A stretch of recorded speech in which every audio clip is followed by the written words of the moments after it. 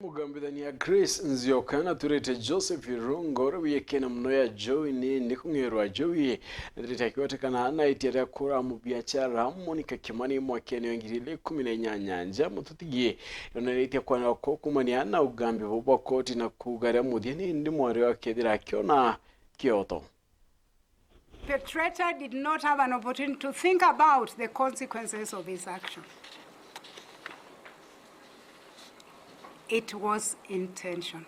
Ni migambo ya mugambithani ya Grace Nzioka akilikithia ithithia ya Joseph Irungu urawiyekene muno ya Jowie. And those who do not subscribe to Christian faith, bear with me. Mugambithani o akirito gambi bokia botwira Jowie kuo nethirite agitana mbere na kueta kiuo kiyukure thure ni Bible na kuwa muntu wenka batere kuyukia utoro ba muntu ni Murungu ake. In the book of Job, chapter 1, verse 12 to 13, this is what the Lord said to Satan. Behold, all that he has is yours. Only do not lay a hand on his person. The vision of life is the preserve of God. And I find no room anywhere for a person to take another person's life unlawfully. Gitana mbere na utareria ururubura yukuke mututi giketiete nyuma tibwanja ke. Murder leaves behind a trail of shattered dreams and broken hearts that can never be healed. I have said the accused person before me is 33 years. The deceased was 28 years.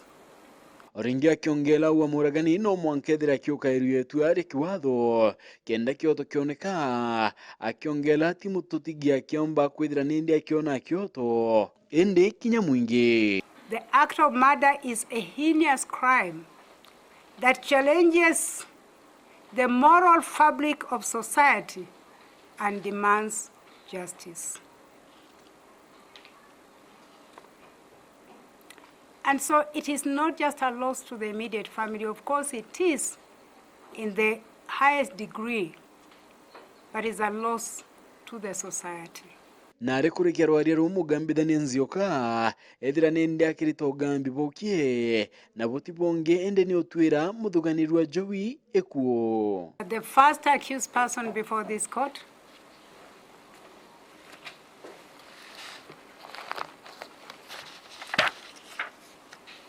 being Joseph IRUNGU alias Jowie.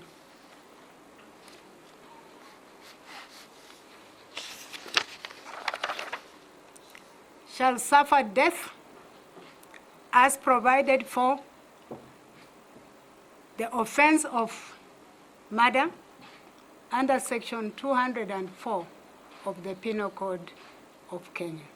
Gambari regie kura wako MUBIASHARA Monica KIMANI nirethirite rekoti kunkurukia miaka 5 nendi.